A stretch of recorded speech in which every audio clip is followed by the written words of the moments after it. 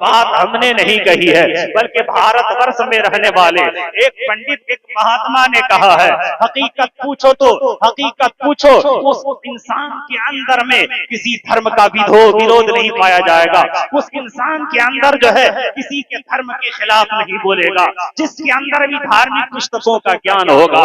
ये बात हमने नहीं कही है, बल्कि भारत में पलने वाले एक महात्मा ने कहा है, भारत में रहने वाले एक पंडित ने कहा है। यहीं तक महदूद नहीं, आज के कुछ लोग मजहब इस्लाम पर कीचड़ उछालने की कोशिश करता है और मजहब इस्लाम के चेहरे को गलत तरीके से अवामुन नास के सामने पेश करने की कोशिश करता है। कभी इस्लाम के वर्ग को पलट कर देखे, कभी इस्लामिक किताबों का अध्ययन करके देखे, कभी कुरान का मुताला करके देखे, कभी मुस्तफा की जिंदगी, उनकी जीवनी पढ़ कर देखे, तब उन्हें समझ में आएगी।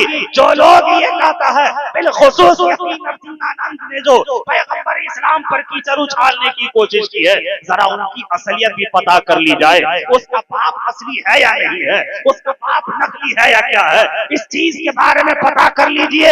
इसलिए कि जो औलाद देना होगा, जो औलाद हरामी होगा, वही नबी की शान में गुस्ताखी करेगा। बाप का ओरिजिनल औलाद कभी नबी की शान में गुस्ताखी नहीं करेगा। बाप का ओरिजिनल औलाद किसी के दीन पर कीचड़ उछालने की कोशिश नहीं करेगा। ऐ मेरे भाइयों, आज दिन ब दिन भारत के माहौल को परागंदा करने की कोशिशें की जा रही है। कहीं पर किसी और चीज के नाम पर, कहीं पैगंबर इस्लाम के नाम पर कीचड़ उछाल कर, कभी नबी करीम सल्लल्लाहु अलैहि वसल्लम की जात पर कीचड़ उछाल कर, कहीं पर कुरान के खिलाफ बोलकर जो इस्लाम को बदनाम करने की कोशिश की जा रही है। लेकिन सुनो, इसी भारतवर्ष में आज नहीं बल्कि उस वक्त की बात है जब अयोध्या की सरजमीन पर बैठकर रामायण लिखा जा रहा था।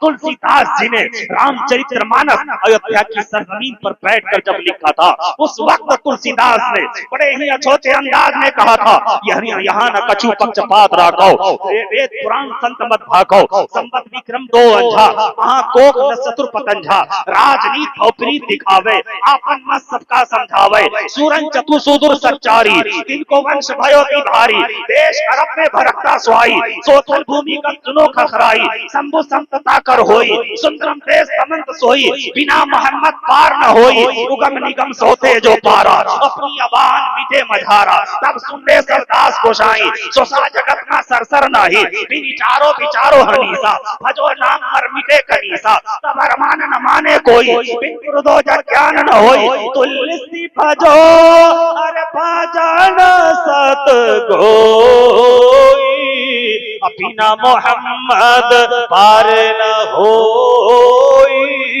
जो लोग रामायण का अध्ययन करते हैं, तुलसीदास जी से पूछ लिया जाए, अगर पैगंबर इस्लाम सल्लल्लाहु अलैहि वसल्लम की ज़ाते बाबरकात जो है सर्वश्रेष्ठ नहीं था, तो तुलसीदास ने अपनी रामायण के अंदर उनका तज़किरा क्यों किया?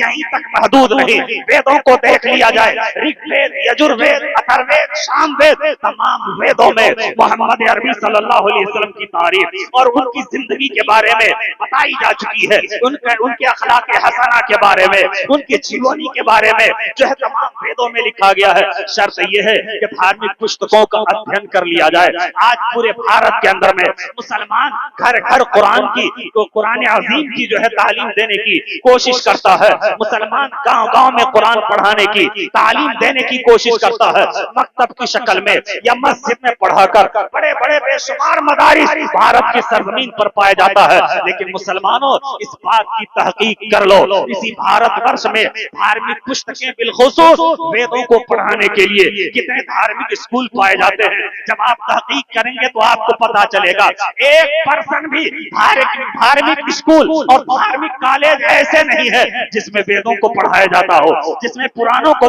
पढ़ाया जाता हो। इसलिए धार्मिक पुस्तकों के अंदर में बिलखुसूस कल की पुराण बिलखुसूस जो है उसकी किताबों में ये लिखी हुई है, जब आप सुनेंगे तो आप हैरत तो इसलिए आपके समंदर में गोता दर्जन हो जाएंगे। उसकी किताब में लिखा है ढोल शूद्र पशु और नारी ये सब है तारण के अधिकारी। कहते ढोल पीटने के योग्य है, जानवर पीटने के योग्य है, नारी पीटने के योग्य है, और यहीं तक महदूद नहीं, ढोल शूद्र पशु और नारी औरत पीटने के योग्य है, जानवर पीटने के योग्य है, और शूद्र छोटे जाति के लोग जितने हैं वो सब के सब पीटने के योग्य है। छोटे जाति के बारे में ये कहा जाता है अगर डोम या चमार या छोटे जाति के लोग किसी भी धार्मिक पुस्तकों का अध्ययन कर ले तो रांगा पिघलाकर उसके आंख और कान पे डालने का हुक्म है। क्यों? किस बुनियाद पर? जब उसको धार्मिक पुस्तकों का ज्ञान नहीं मिलेगा वो अधर्मी बनकर नहीं तो क्या रहेगा। जिसको धार्मिक पुस्तकों का ज्ञान नहीं होगा वो आतंकवाद नहीं तो क्या बनेगा। जिसको धार्मिक पुस्तकों का ज्ञान नहीं रहेगा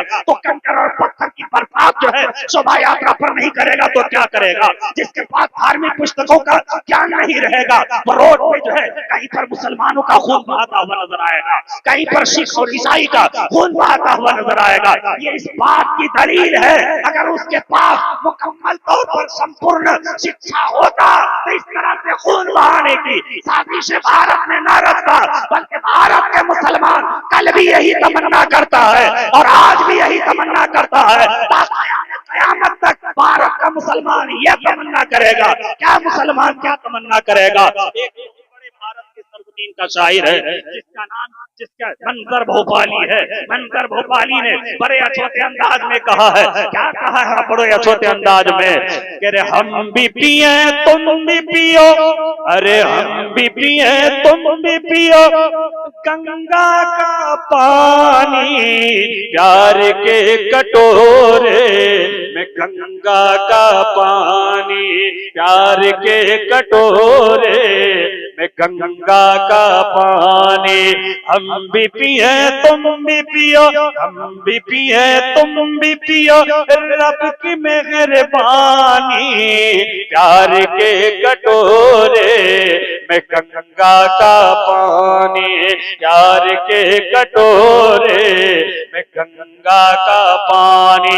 इसी भारत की सरजमीन का एक मरहूम शायर अजमल सुल्तानपुरी रहमतुल्लाह अलैह बड़े अछूते अंदाज में कहा था। अपने जमाने में अपने वक्त में हिंदुस्तान के लोगों को और हिंदुस्तान का गीत गाया था। वो गीत ये कहा था, कहाँ है वो मेरा हिंदुस्तान, न बांग्लादेश न पाकिस्तान, मैं उसको ढूंढ रहा हूँ। ये अजमल सुल्तानपुरी ने कहा था। जहाँ पर हकीकत पूछिए भारत के हमें उस माहौल की तलाश है जहाँ पर मुसलमान और हिंदू आपस में गले से गले मिल रहे थे। ईद के मौके पर, बकरीद के मौके पर या और त्योहारों के मौके पर जो है आपस में कोई भेदभाव देखा नहीं जाता था। गले से गले मिला करते थे और सुकून से भारत में अपनी जिंदगी गुजारा करते थे।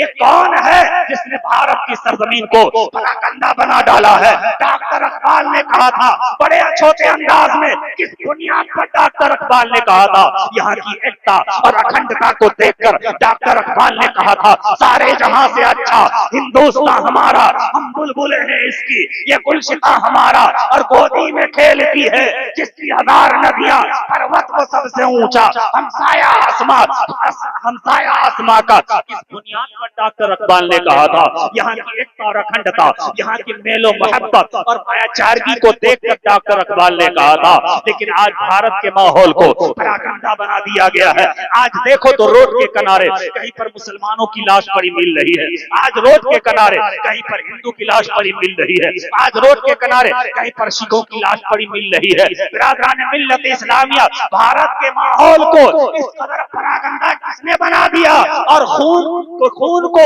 इस कदर गिरा और सस्ता किसने बना दिया? बिरादरान मिल्लत इस्लामिया, जब इनकी तहकीक करेंगे तो आपको पता चलेगा आज की गंदी सियासत जो है भारत के माहौल को पराकंदा बना रही है। आज की गंदी सियासत जो है एक दूसरे के खून बहाने पर दूसरे को मजबूर कर रही है। इसलिए मेरे भाइयों, हम सियासत की तरफ ध्यान न दें, हमको भारत की एकता और अखंडता को बचाना है, हमें भारत की इतिहास को बचाना है। इसलिए हम वो बात पर अमल करें जिससे पैगंबर इस्लाम सल्लल्लाहु अलैहि वसल्लम ने हमें जो है हमें और आपको पैगंबर इस्लाम ने जो सबक पढ़ाया है, जो पाठ पढ़ाया है, हमें उस पर अमल करने की कोशिश करना चाहिए। आज कुछ लोग नमाज के नाम पर चिढ़ता है, कुछ लोग अजान के नाम पर चिढ़ता है। मैं आपको बतलाने की कोशिश कर रहा हूँ, हमारे हिंदू भाइयों की एक धार्मिक पुस्तक है जिसका नाम है अल्लोपनिषद। अल्लोपनिषद के अंदर ये लिखा गया है अकबर इल्ला अकबर, इल्लल्लाह ते इल्लल्लाह, अल्लाह बहुत बड़ा है, अल्लाह बहुत बड़ा है, अल्लाह तो अल्लाह है। ये बात उनकी धार्मिक पुस्तकों के अंदर लिखी गई है। लेकिन कुछ दिन पहले सोनू निगम को एक बुखार ऐसा आ गया कि वो आजान के खिलाफ बोलना शुरू कर दिया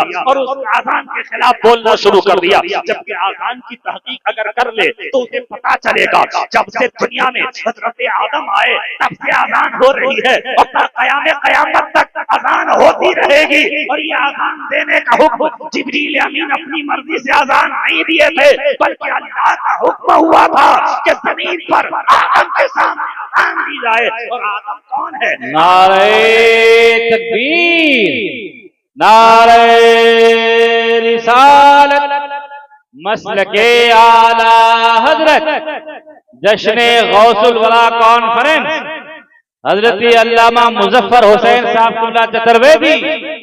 नारे तकबीर, नारे रिसालत। बिरादरान मिल्लत इस्लामिया, हजरत जिब्रील आमीन पहली बार आजान दे रहे हैं, वो भी अल्लाह के हुक्म से। किसके सामने में? हजरत आदम के सामने में। जब हम हिंदू भाइयों की धार्मिक पुस्तकों का अध्ययन करते हैं तो दुनिया के प्रथम इंसान का नाम उसकी धार्मिक पुस्तकें ये बतलाती है कि मनु सबसे प्रथम इंसान इस पृथ्वीलोक में पाया गया, कि यानी मनु इस दुनिया का सबसे पहला इंसान है। मनु का अर्थ अगर आप तलाश करेंगे तो आपको पता चलेगा मनु का अर्थ होता है मनुष्य, यानी इंसान, यानी आदमी। अरबी में जिसे आदम कहा जाता है वही तो आदमी है, सबके सब आदम की औलाद है। और हमारे हिंदू भाई सब कहते हैं सब मनु की औलाद है, सब मनु की संतान है। ऐ मेरे भाइयों, जब दुनिया का प्रथम इंसान जिसे आदम कहा जाता है उसके सामने आजान दी गई, तब से लेकर के कयामत तक दी जाएगी। आजान के खिलाफ न जाने कितने बोलने वाले आए और चले गए, नमाज के खिलाफ बोलने वाले न जाने कितने आए और चले गए, हदीसों कुरान के खिलाफ बोलने वाले न जाने कितने आए और चले गए, ये भी चले जाएंगे। इस्लाम बाकी रह जाएगा, इस्लाम के मानने वाले बाकी रह जाएंगे। अरे वो जो इस्लाम के खिलाफ बोलता है ना अब तक कोई बचा है इस्लाम का खिलाफ बोलने वाला कयामत तक। नारे तकबीर, नारे रिसालत, उलमाए अहले सुन्नत, मसलके आला हजरत, मजहबे इस्लाम, मजहबे इस्लाम, ख्वाजा का हिंदुस्तान, ख्वाजा का हिंदुस्तान। इसी भारतवर्ष में एक हर्राफा औरत जो है एक सभा को संबोधित कर रही है कि मुसलमान 5 वक्त की नमाज पढ़ता है, मुसलमान 5 वक्त अजान देता है और अजान में एक अल्लाह की भक्ति, एक अल्लाह की तारीफ करता है। वो अजान में कहता है अल्लाहु अकबर, अल्लाहु अकबर, अल्लाह बहुत बड़ा है, अल्लाह बहुत बड़ा है। मुसलमान 5 वक्त की नमाज पढ़ता है और दूसरे मजहब के वालों के लिए नमाज में बद्दुआएं करता है।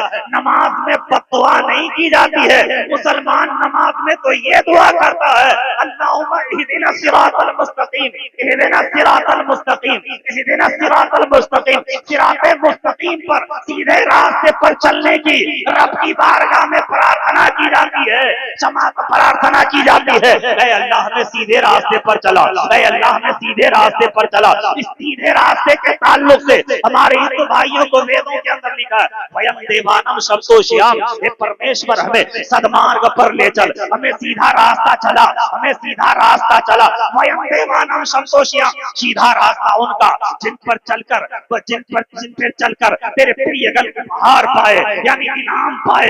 ऐ मेरे भाई, यही बात तो मुसलमान नमाजों में करता है, इहदिना सिरातल मुस्तकीम, ऐ अल्लाह हमें सदमार्ग पर ले चल, इहदिना सिरातल मुस्तकीम सिरातल लदीना अनअमता अलैहिम, ऐ अल्लाह हमें सीधा रास्ता उनका जिस पर तेरा उपहार हुआ, जिस पर तेरा इनाम हुआ, उन्हीं के रास्ते पर चलने की हम कामना और दुआएं नमाज में किया करते हैं। ऐ मेरे भाइयों, जो मुसलमान सीधा रास्ता चलने की कामना और दुआएं नमाज में करता हो, जो मुसलमान सब पुरुषों की सोहबत में चलने का प्रार्थना करता हो, वो किसी दूसरे पर पत्थर नहीं बरसाता, वो दूसरे के मजहब के खिलाफ नहीं बोल सकता। इसलिए कि मुसलमान को मालूम है ये जमीन का पैदा करने वाला अल्लाह, चांद सूरज का पैदा करने वाला अल्लाह, दरिया और पहाड़ का पैदा करने वाला अल्लाह, सिंच का पैदा करने वाला अल्लाह, चरिंदा और परिंद का पैदा करने वाला अल्लाह, चांद सूरज का पैदा करने वाला अल्लाह, सारी कायनात और कायनात की चीजों का पैदा करने वाला अल्लाह की जात है। मैं यूं ही नहीं बोल रहा हूँ, मजहब इस्लाम की किताब तो ये बतलाती है और हिंदू भाइयों की धार्मिक पुस्तकों का अध्ययन करने के बाद हमें समझ में आती है। उनकी किताबों में ये लिखा है, एक अंबरम द्वितीय नास्ते ने नास्ते किंचन, सिवाय परमात्मा के कोई भक्ति योग्य नहीं। यानी एक अल्लाह की जात है जिसकी भक्ति की जाए, एक अल्लाह की जात है जिसकी उपासना की जाए, एक अल्लाह की जात है जिसकी बंदगी की जाए, एक अल्लाह की जात है जिसकी इबादत की जाए। ऐ मेरे भाइयों, यही तक महदूद नहीं, उनकी किताबों में ये भी लिखा है, यको देव सर्वभूतेषु, एक ही देव है, बाकी सबके सब भूत है। ये बात भारत का कोई मुसलमान नहीं कहा, किसी मुसलमान ने अपनी जुबान से ये बात नहीं निकाली है, बल्कि हमारे हिंदू भाइयों की धार्मिक पुस्तकों के अंदर ये बात लिखी है, यको देव सर्वभूतेषु, एक ही देव है जिसकी भक्ति की जाए, एक ही देव है जिसकी उपासना की जाए, एक ही देव है जिनकी इबादत की जाए, बाकी सबके सब भूत है।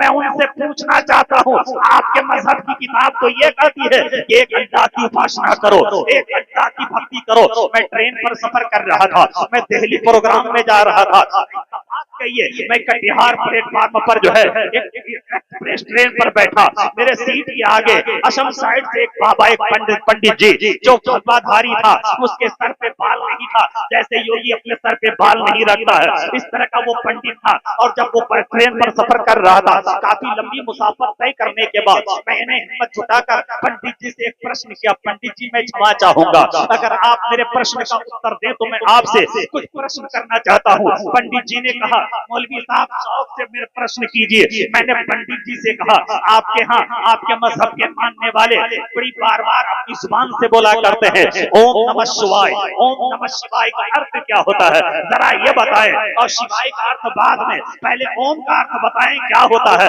तो पंडित जी ने मुझे कहा, मौलाना ओम का अर्थ होता है निराकार, जिसका कोई आकार न हो। मैंने फिर उनसे दूसरा प्रश्न किया, आपके सबसे बड़े भगवान का नाम क्या है? तो उसने कहा, मेरे सबसे बड़े भगवान का नाम महादेव जी है, जिसे शिव जी भी कहा जाता है, जिसे शिव जी भी कहा जाता है। मैंने उनसे कहा, क्या आप जो कहते हैं ओम नमः शिवाय, इसका मतलब शिव जी आपके सबसे बड़े भगवान माने जाते हैं, आपके मजहब के मानने वाले महादेव जी को सबसे बड़ा भगवान मानते हैं। एक तरफ ओम का अर्थ होता है जिसका कोई आकार ना हो, मैं खुली आंखों से देख रहा हूँ कि महादेव जी का तो आकार है। उसने कहा, मौलवी साहब आपकी बातें बेकार है, महादेव जी का कहाँ आकार है? मैंने कहा, आकार देखना चाहते हो, मैं आकार देखना चाहते हो, बच्चा पैदा करना ये पहला आकार, शादी रचाना ये दूसरा आकार, उसकी पत्नी सी पत्नी का नाम पार्वती देवी ये उसका आकार है, उसके बेटे का नाम जो है, उसके बेटे का नाम जो है जब आप पता करेंगे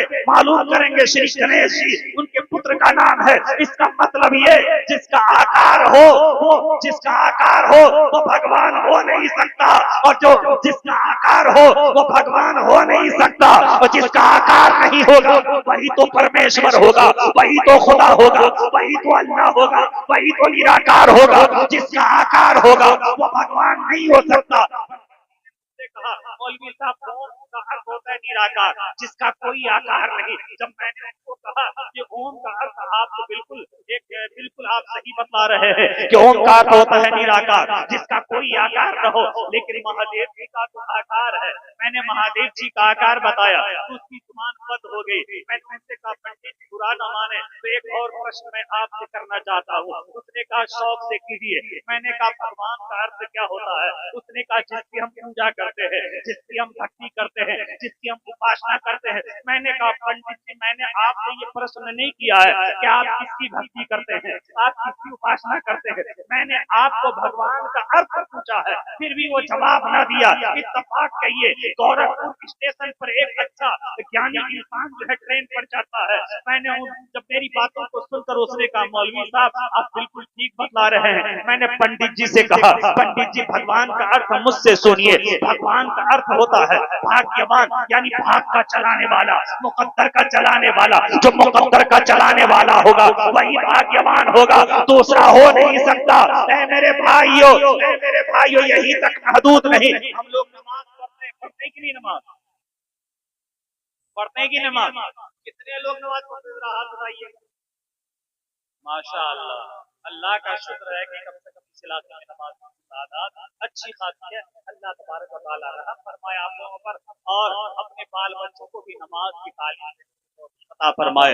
ऐ मेरे भाइयों, मैं नमाज की हकीकत के ताल्लुक से उनकी मजहबी किताबों से मैं आपको हवाला देने की कोशिश कर रहा हूँ। नमाज हकीकत पूछिए तो अल्लाह के रसूल सल्लल्लाहु अलैहि वसल्लम की आंखों की ठंडक है।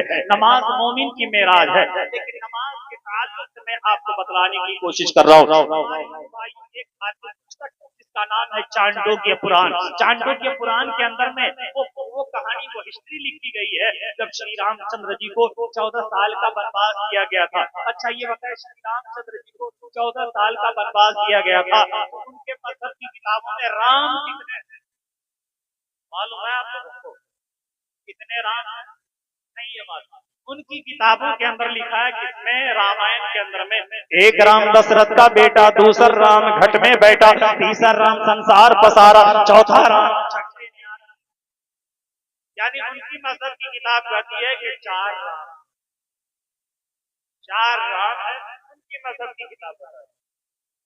हमारे हिंदू भाइयों की किताबों के अंदर लिखते हैं कि चार राम, एक राम दशरथ का बेटा, दूसरा राम घट में बैठा, तीसरा राम संसार पसारा, चौथा राम जग में। बिरादरान मिल्लत इस्लामी, लेकिन यहाँ जिस राम की बात की जाती है वो राजा दशरथ के बेटा की,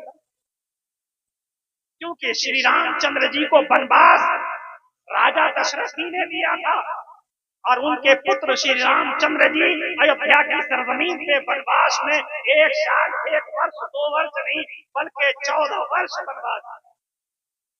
और उस 14 साल के वनवास में राम सेवक श्री हनुमान जी से, हनुमान जी ने एक प्रश्न किया था श्री रामचंद्र जी। वो प्रश्न क्या किया था? हे श्री रामचंद्र जी, मैं परमेश्वर की भक्ति करना चाहता हूँ, उसका कोई तरीका बता दो। मैं परमेश्वर की भक्ति करना चाहता हूँ, उनकी उपासना करना चाहता हूँ, कोई तरीका बता दीजिए। तो श्री रामचंद्र जी ने ये नहीं कहा था मैं ही भगवान हूँ तो मेरी भक्ति करने का तरीका ये है, नहीं, श्री रामचंद्र जी ने ये कहा था, हे हनुमान जी, एक वक्त आएगा कि तू ही खुद भगवान हो जाएगा। कभी रोड के किनारे, कभी खेत में, कभी खलियान में, कभी दुकान में, कभी मकान में, जहाँ तहाँ न जाने कहाँ कहाँ तू भगवान बन के बैठा होगा और तू भगवान की शक्ल सूरत में नजर आएगा। तो तेरी भक्ति करने का तरीका ये है। उसने ऐसा भी नहीं कहा था, बल्कि श्री रामचंद्र जी ने एक तरीका बताया, एक रास्ता बताया था। वो तरीका क्या बताया था? वर्तमान तारागणं चैवादति यदंड मुच्चैते तीतै कुंडला कारं चतुर्थार्ध चंदक पंचबिंदु संयुक्तो नित्य ज्योति रूपक। हे श्री हनुमान जी, अगर तू परमेश्वर की भक्ति करना चाहता है तो पहले सीधे खड़े हो जाओ, अर्ध चंद्रक फिर आधे चांद की तरह झुक जाओ, दंडवत सभी होश हो जाओ, फिर सीधे होकर बैठो, परमेश्वर की तरफ ध्यान लगाओ। ऐ मुसलमानों, जब पूरी दुनिया के मुसलमान को नमाज पढ़ना होता है तो नमाज में पहले सीधे खड़े होते हैं। जब खड़े होने के बाद जो है फिर आधे चांद की तरह झुककर रुकू करते हैं। जब रुकू मुकम्मल होती है तो दंडवत यानी जमीन गोश होकर सजदा करते हैं, फिर सीधे होकर बैठते हैं, अत्तहियात दुरूद शरीफ पढ़ते हैं, उसके बाद नमाज तकमील करके सलाम फेरते हैं, यानी परमेश्वर की तरफ ध्यान लगाते हैं, अल्लाह की तरफ ध्यान लगाते हैं। ये नहीं कहता कि श्री रामचंद्र जी ने हनुमान जी को नमाज का तरीका बताया, लेकिन इतना तो कहने का हक रखता हूँ कि श्री रामचंद्र जी ने जो तरीका हनुमान जी को बताया उसी तरीके पर पूरी दुनिया के मुसलमान नमाज। बिरादरान मिल्लत इस्लाम, आज जिंदा है, माँ बाप की सेवा लोग नहीं करते, माँ बाप की सेवा नहीं करते, बल्कि जिसके अंदर जान नहीं है लोग उसकी सेवा करते हैं। उसी के ताल्लुक से एक पंडित जी इसी भारत की सरजमीन का रहने वाला, उसने क्या कहा है? माटी की मूरत को पूजे जिसमें नहीं है ज्ञान, माटी की मूरत को पूजे जिसमें नहीं है ज्ञान, जिस मूरत में जान है प्यारे, उसका करे अपमान ज़माना, उसका करे अपमान। सारा जग छूटे तो छूटे, सारा जग छूटे तो छूटे, दया धर्म मत छोड़। जिसने किया है जग की रचना, उससे नाता जोड़ है लोगो, उससे नाता जोड़। बन के मनुष्य आया है जग में, बन के मनुष्य आया है जग में, क्यों तो गया ये भूल। ये जग से मन की फुलवारी, जिसका मनुष्य है फूल है लोगो, जिसका मनुष्य है फूल।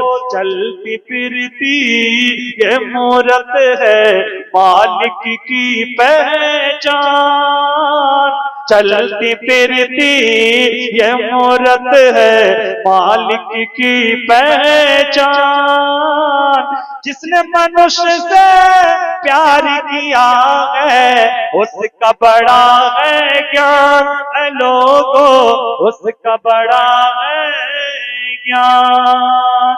बिरादरान मिल्लत इस्लामिया, अगर पैगंबर इस्लाम की तारीफ बयान की जाए तो हकीकत में वक्त की किल्लत मनकीर है। एक किसी शायर ने, बड़े अच्छे शायर ने एक बहुत ही अच्छे अंदाज में अल्लाह के रसूल की तारीफ अपनी जुबान में कहा। सोनी सोनी सुहानी महागुरुनम, सोनी सोनी सुहानी महागुरुनम, हे अभिषिकार नम नम महाशुभहरम, हे नबी मंगलम, हे नबी मंगलम मंगलम मंगलम, हे नबी मंगलम सुंदरम सुंदरम, हे नबी सुंदरम सुंदरम सुंदरम, हे नबी सुंदरम। कौन देता है देने को मुँह चाहिए, कौन देता है देने को मुँह चाहिए, देने वाला है सच्चा हमारा नबी। शाहिदी शुभहरम, है नबी ये अजम, शाहिदी शुभहरम, है नबी ये अजम। मंगलम मंगलम, हे नबी मंगलम मंगलम मंगलम, हे नबी मंगलम। नबी की सुंदरता की तारीफ अगर मैं वेदों से करना चाहूँ तो आप हैरत इस्तेजाब के समंदर में गोताखोर हो जाएंगे कि हमारे नबी किस कदर सुंदर थे, अल्लाह ने किस कदर सुंदर और किस कदर खूबसूरत बनाया था। उनके वेदों में लिखा है, नराशंस प्रति धामान यज्ञनो तिस्त्रो दिवा महवाशोर जी, कहते जब नराशंस जब पृथ्वी लोक में पधारेंगे वो खूबसूरत व्यक्तित्व का मालिक होगा। नराशंस किसे कहा जाता है? हमारे हिंदू भाइयों की धार्मिक पुस्तकों में चंद शब्दों का इस्तेमाल किया गया है। एक शब्द नराशंस है जिसको उनके वेदों में इस्तेमाल किया गया है। एक शब्द शरो-अ-नमा है जो उनके वेदों में इस्तेमाल किया गया है। अहमद का शब्द भी, मोहम्मद का शब्द भी, मोहम्मद का शब्द भी उनके वेदों में इस्तेमाल किया गया है। वर्तधारी का शब्द भी उनके वेदों में इस्तेमाल किया गया। इन तमाम शब्दों का महाशर मकसद ये है मुस्तफा जाने रहमत की तारीफ की जाए, शमे बज़्म हिदायत की तारीफ की जाए। ऐ मेरे भाइयों, यहीं तक महदूद नहीं, मुस्तफा अलैहिस्सलातु वस्सलाम की तारीफ देखना चाहते हो, चलो हजरते हजरते हजरते मौला अली करमल्लाहु ताला वजहुल करीम की बारगाह में चलो। मौला अली फरमाते हैं, लमा क़ब्लहु वला बअदहु मिस्लहु सल्लल्लाहु ताला अलैहि वसल्लम। हजरते मौला अली करमल्लाहु ताला वजहुल करीम इरशाद फरमाते हैं, या रसूल अल्लाह, मैंने आपसे ज्यादा खूबसूरत आपसे पहले भी नहीं देखा, आपके बाद भी नहीं देखा। ऐ मेरे भाइयों, मौला अली किस बुनियाद पर इस तरह से फरमा रहे हैं, या रसूल अल्लाह, मैंने आपसे ज्यादा खूबसूरत आपसे पहले भी नहीं देखा, आपके बाद भी नहीं देखा। किस बुनियाद पर फरमा रहे हैं? अल्लाह के रसूल की हदीस है, अल्लाह के रसूल की हदीस है। अल्लाह के रसूल सल्लल्लाहु अलैहि वसल्लम ने इरशाद फरमाया, अना मदीनतुल इल्म व अलीयुन बाबुहा, मैं इल्म का शहर हूँ, अली उसके दरवाजे हैं। मौला अली अपनी इल्मी लियाकत की बुनियाद पर जब देखने पर आते हैं तो हजरत आदम को भी देख रहे हैं, आदम के जमाने को भी देख रहे हैं। अपनी इल्मी लियाकत की बुनियाद पर जब मौला अली देखने पर आते हैं तो हजरत शीश को भी देख रहे हैं, शीश के जमाने को भी देख रहे हैं, हजरत यहया को भी देख रहे हैं, यहया के जमाने को भी देख रहे हैं, हजरत इब्राहिम को भी देख रहे हैं, इब्राहिम के जमाने को भी देख रहे हैं। तमाम नबियों के जमाने को देखने के बाद कयामत तक मौला अली अपनी इल्मी लियाकत की बुनियाद पर देखते हैं और फरमाते हैं, या रसूल अल्लाह, ना अब तक आपके जैसा कोई आया है, ना कयामत तक कोई आने वाला है। आला हज़रत फरमाते हैं, वो कमाले हुस्ने हुजूर है कि गुमाने नक्शे जहां नहीं, यही फूल खार से दूर है, यही सब इस्लामिया वक्त की किल्लत का मंदिर है। मैं अपनी गुफ्तगू को यहीं पर खत्म करने की कोशिश करता हूँ। बेशुमार मंत्र है, अगर एक एक मंत्र पर बोली जाए सुबह हो जाए, लेकिन मुकम्मल बयानात खत्म नहीं हो पाएंगे। मैं यहीं से अपनी गुफ्तगू को खत्म करता हूँ कि रौनक स्टेज मिल्लत इस्लामिया के बेशुमार उलमा मौजूद हैं और हाफिज़ अहादीस कसीरा हजरत अल्लामा मौलाना गुलाम रब्बानी अश्तर इलाहाबादी साहब की तशरीफ आवरी होने वाली है। उसके बाद फिर बहुत सारे शोरा रौनक स्टेज हैं, उनके कलाम को भी आप तमामी हजरात को समाअत करनी है। अस्तगफिरुल्लाह ली व लकुम व आखिरु दावाना।